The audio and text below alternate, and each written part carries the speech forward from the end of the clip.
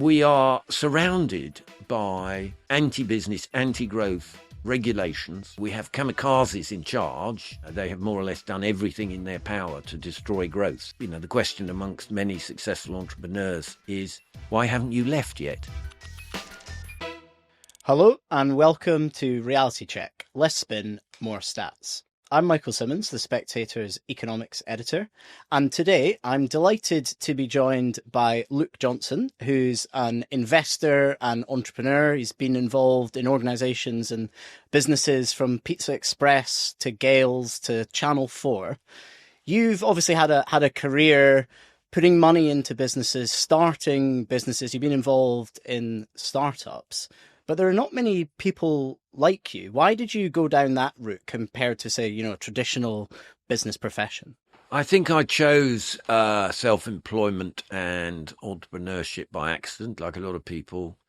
I was running these clubs at university, and that sort of segged into running them for profit post-graduating. And I realised that it's hard to beat the freedom and independence of working for yourself and the control you have over your own destiny if you run a business. And also a business is a brilliant tool with which to achieve your ambitions in life, be it invent something or make something happen.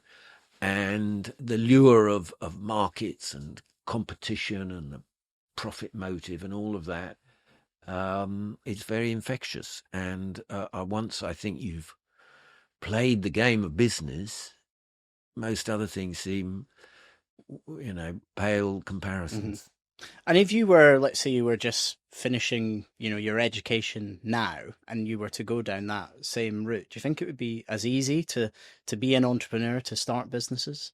I think in some respects, yes, in others, no. I think it's probably easier to raise money.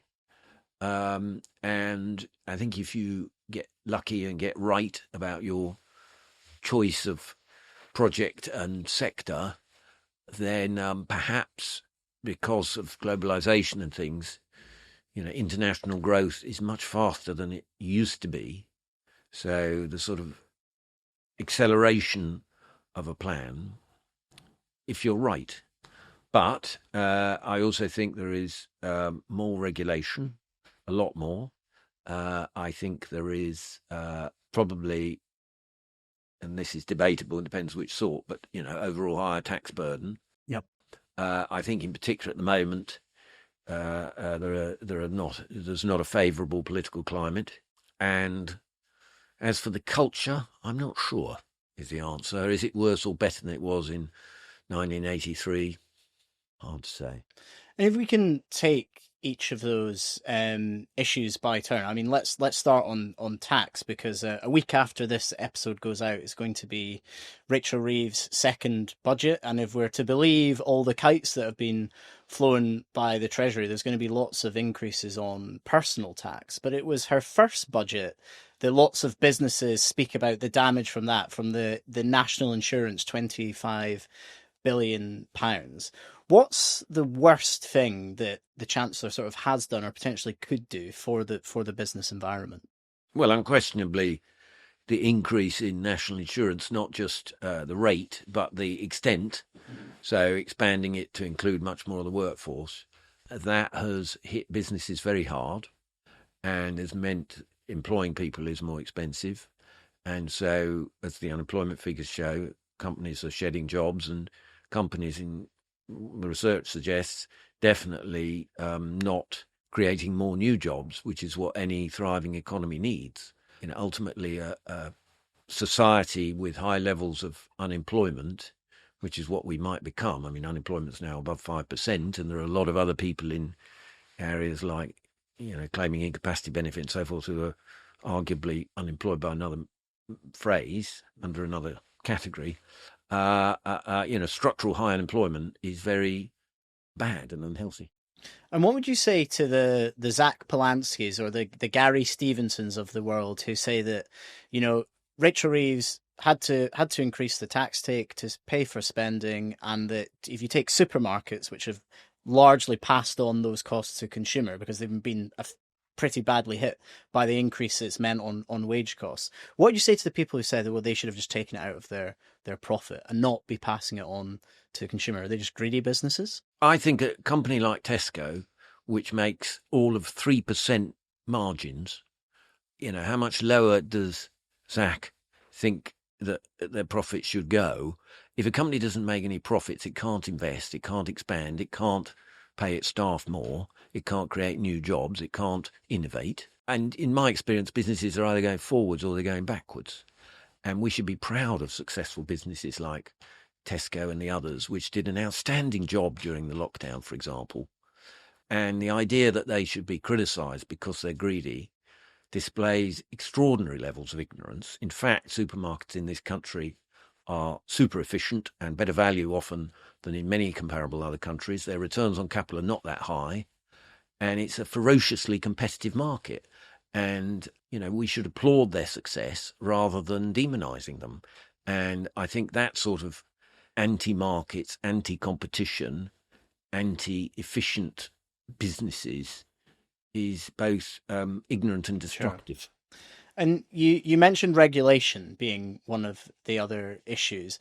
The Treasury behind the scenes are saying that, okay, Budget 1 was bad for business. Budget 2, we're going to leave businesses alone. This is all about personal tax. Now, whether you believe that or not, it doesn't really stack up with this employment rights bill that they're looking to bring in. And you've been vocal about that. What are some of the issues with this bill, and how is it, anti-growth? Well, at the heart of it is it's something like a 200 to 300 page bill. It's broadly a one-size-fits-all bill, so even tiny businesses are going to have to cope with a whole enormous raft of new onerous legislation, and it will make employing people more expensive and riskier.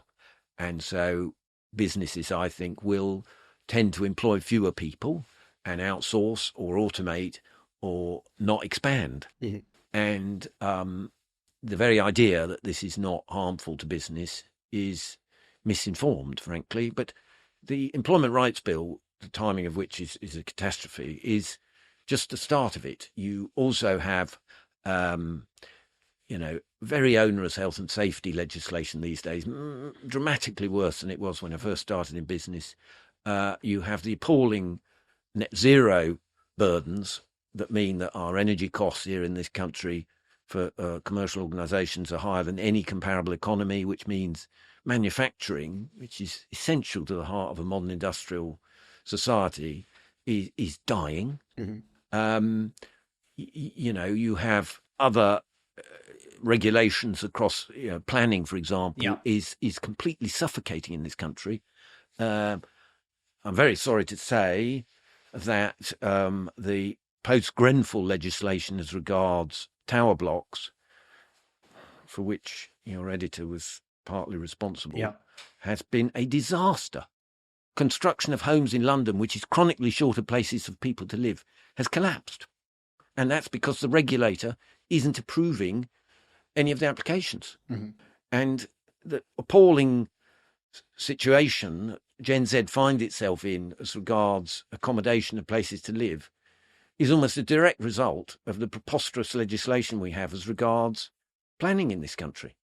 And, the Labour Party claimed that they were going to build 3 million homes, 300,000 homes, 1.5 million homes, 300,000 homes a year during their tenure. They're woefully behind. The number of homes is falling, and they haven't a hope in hell of hitting this target. I mean, there are other problems like skills shortages, but planning is a major. So we are surrounded by anti-business, anti-growth regulations, which mostly aren't even helping keeping people safer. Yeah. They're just pointless bureaucracy. To what end? And of all those areas of regulation, you mentioned housing, you mentioned employment, health and safety, the climate regulations.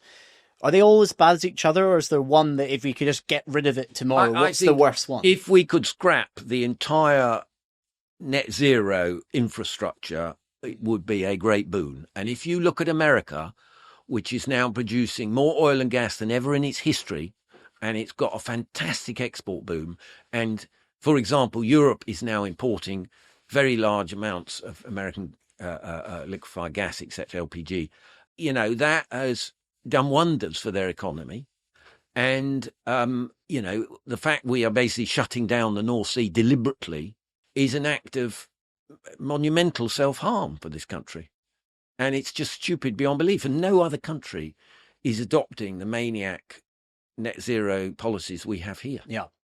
Now, those net zero policies, they clearly affect our industrial strategy. They affect big business. But does that affect an entrepreneur starting out? I mean, is this legislation affecting small business as well? Well, it affects anyone who pays any energy bill, which includes every household and includes every business. But obviously manufacturing suffers much more. And energy intensive businesses like manufacturing, steel, for example, which is on its knees, chemicals, which are on their knees in this country, refineries, these businesses are dying and they will never be replaced. And if we think we can defend ourselves, for example, against possible enemies in the future, and if we think we can have a defence industry when we have no manufacturing, then I've got a bridge to sell you, frankly. Yeah. And if we move on to the tax system, this is obviously another big part of it. The tax system is pretty punitive if you're a wealthy person, and it's clearly punitive towards business. What's the single worst tax we have for entrepreneurs, and what would be the single sort of change you would like the Chancellor to make? Actually, the single biggest change will be to dramatically simplify the tax code. We have one of the longest tax codes in the world. It is a minefield, and just complying with it is a huge cost burden in itself, and I think it leads to a great deal of distorted behaviour and uncertainties. So I think if we could reduce that enormous burden of our tax code, I think that would be a great thing. So simplification is just one thing. And then if there are particular taxes, I do think taxes on employment are, generally speaking, a very bad thing. Yeah. And, for example, I would want to reduce those. I also think, for example, stamp duty is a daft tax. It means people don't move, and that is bad for a society. And, it's disproportionate, and, it encourages stagnation, and that must be bad. You touched upon as well the 5% unemployment figure, but as you said, that misses the millions of people who, it's now 1 million due to health reasons, have this no work requirement for universal credit. And when you add in people on incapacity, we've got such large number of people that are completely out of the workforce. They're not unemployed because they're not looking for jobs. They're economically inactive. How do you think we've got here, and how big a problem is this? I think it's a huge problem. I think the biggest single contributor was lockdowns and paying people to stay at home through furlough. I thought the scheme was daft. I think lockdowns were a terrible error. I said so at the time, actually. And, I think that has encouraged people to malinger. Yeah. I also think, I'm afraid to say, that society has overdone the sort of harms of mental health, because I think they have encouraged many people to think of themselves as sick, and to I think we have medicalized in many cases normal human emotions of highs and lows, and calling them extremes and therefore a pathology when they're not. Yeah. That's being a person. Mm-hmm. It's normal existence of some days you're sad, some days you're happy, and allowing people to not work, which generally work gives people purpose, it gives people an earnings, it gives people a reason to get up in the morning. Yeah, helps socialize people. I think the fragmentation of society post lockdowns is a very unhealthy development. And that obviously plays into the skills gap as well. And through your career, you've employed thousands of people, so you've seen how that's changed over time. Obviously, you paint a pretty negative picture there. Is there any optimism that we're going to fix that problem, that we can bring 1 million people back into the workforce and contribute to economic growth? Or do you think we're on a downward slope? I fear that, it's going the wrong direction. I think if we embraced more, vocational skills in, for example, the construction trade with apprenticeships and so forth, then I think that might help correct the imbalance of too many bluntly useless university degrees, which leave graduates with debt 3 years when they haven't been earning, and overinflated expectations of the sort of job they're going to get. I was founding chair, funnily enough, of an organisation, charity called Career Colleges, which were a sort of adjunct of further education institutions, but specialising in areas like, for example, catering or construction or IT. And, all the skills areas that they were training people for from the age of 16 were very much, vocational with a specific career path in mind, and with employers very much involved in the curricula and so forth. And, given that actually you can get a very good living these days if you are a, master bricklayer or plumber or electrician or roofer or plasterer or whatever, I think that far too many people graduate with second-rate degrees in impractical subjects that are going to lead to earnings lower than they might have earned without a degree. And looking at all the problems we've discussed so far, how much are our politicians really responsible? Because a lot of the things, the spending, the furlough, the things that went up during the pandemic, what people expect from benefits is something that the public are crying out for. The public has demanded, and in many ways, you could say governments have just delivered it. This Labour government claims that it wants to do everything for growth. So don't they at least have the right message? And how much is balanced up between actually what politicians have done and actually what the public have just come to expect?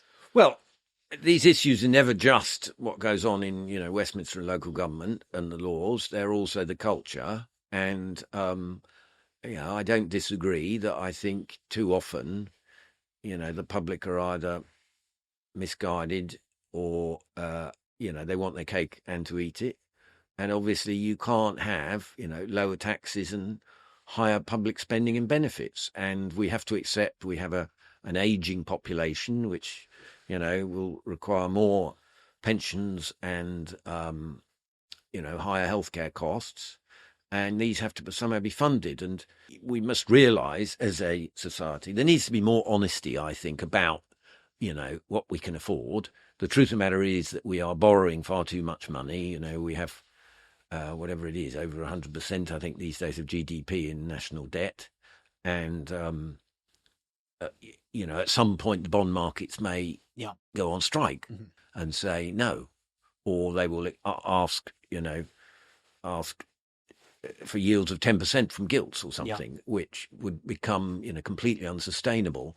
And unfortunately, I think this particular government, the Labour Party, are in hock to the unions and others who, don't understand economics or business, or indeed the capital markets, and are unrealistic about, the tax burden and what will encourage investment. Because I talk to a lot of investors and business people and others, and, the question amongst many successful entrepreneurs that's normally first asked is, why haven't you left yet?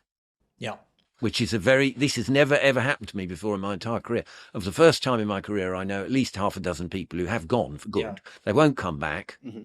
And whether it be inheritance tax or whether it be just the general business climate, they no longer want to invest in this country. But one way or another, they have walked away from Britain and all its glorious past. And that is really bad news. Yeah. Well, why haven't you left yet? Well, I haven't yet because I'm patriotic, because my family here, one of whom's only 15, and, it's still a great country.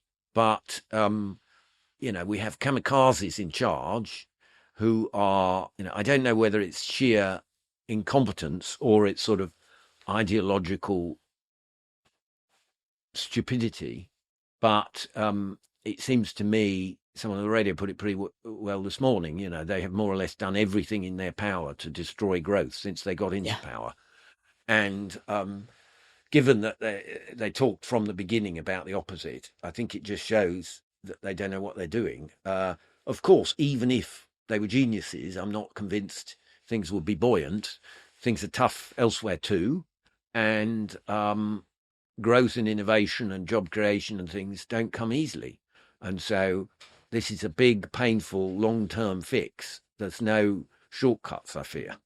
And if we return to the theme of entrepreneurship, do you think that regardless of the sort of the tax position, the fiscal position, what the economy is doing, do you think as a country we've sort of lost the concept of ambition? Like, you don't tend to hear young people talking about wanting to be inventors or wanting, to go into business. Do you think we've lost something sort of ideologically there? Perhaps. As it happens, in the very early 80s, when I started my business career, there weren't that many people saying that. It grew through the 80s, 90s and 2000s. I think the tide is going out.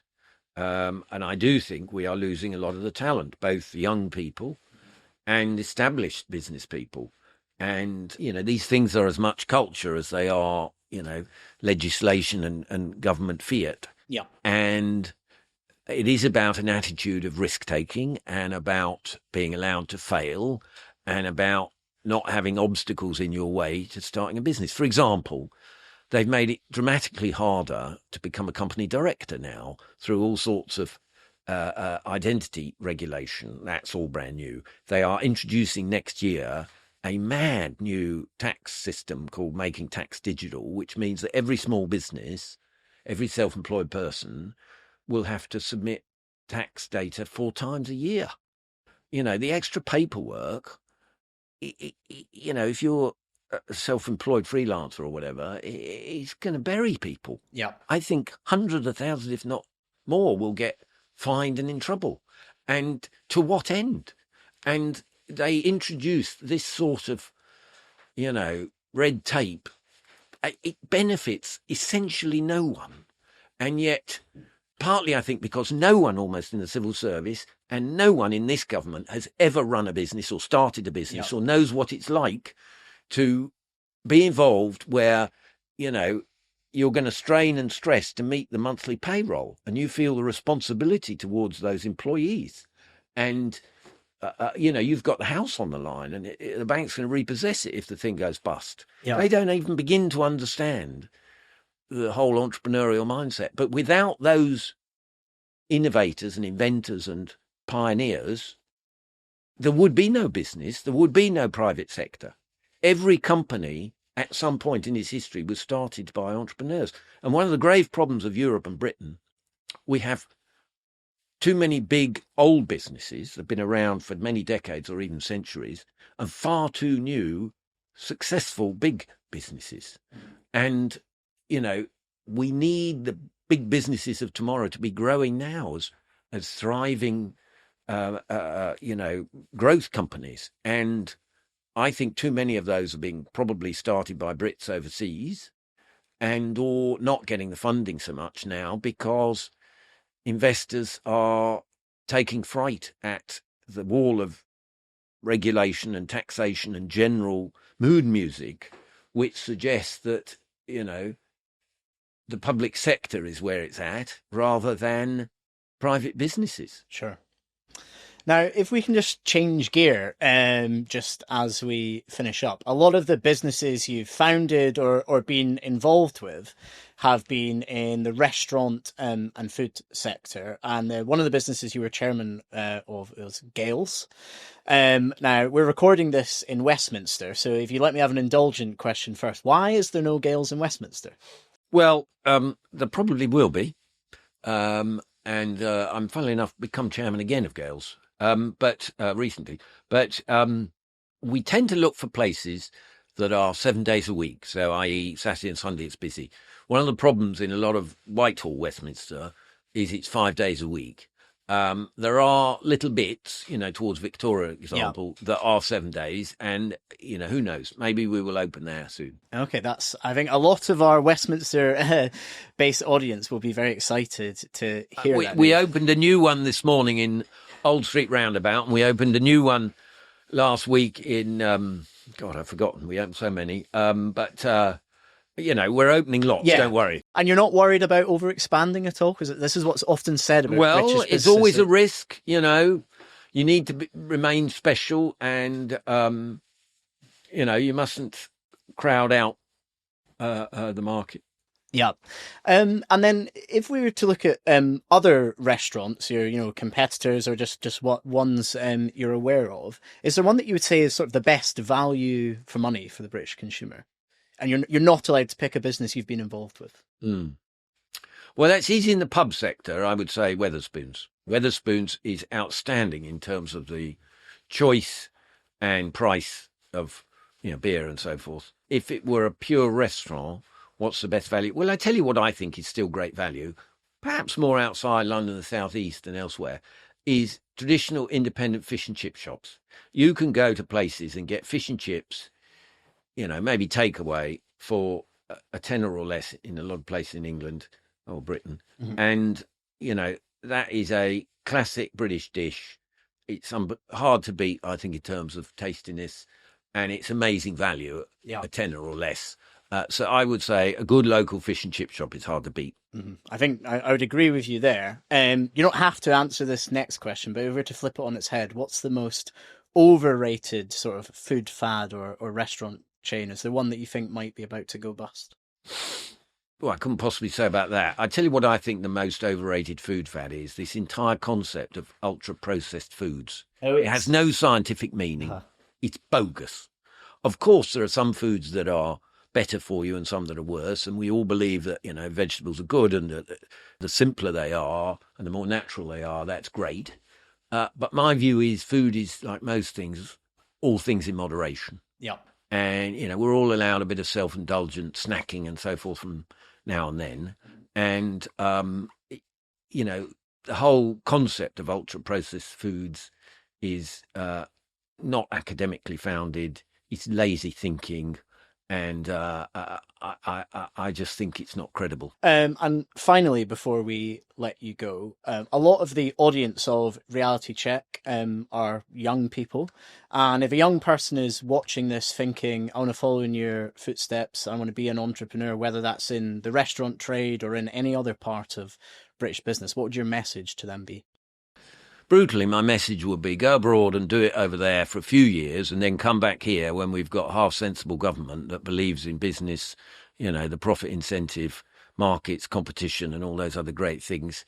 And, it will hopefully be a great place to run a business again. But I think you could probably do your apprenticeship abroad in Silicon Valley or somewhere like that and, make a bit of a fortune and come back and invest it here in 5 years' time. Luke Johnson, thank you very much for joining Reality Check.